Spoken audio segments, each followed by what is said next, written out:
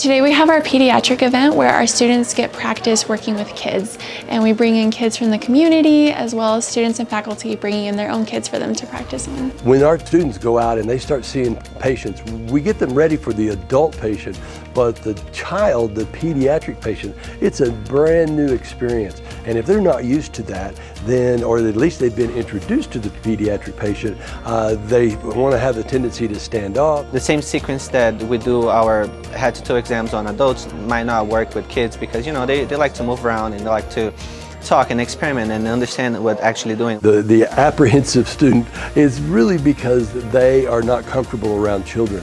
And children are just children. They can be difficult to be still. If you understand their development, obviously a 6-month-old doesn't really move around that much like a 2-year-old or a 3-year-old does.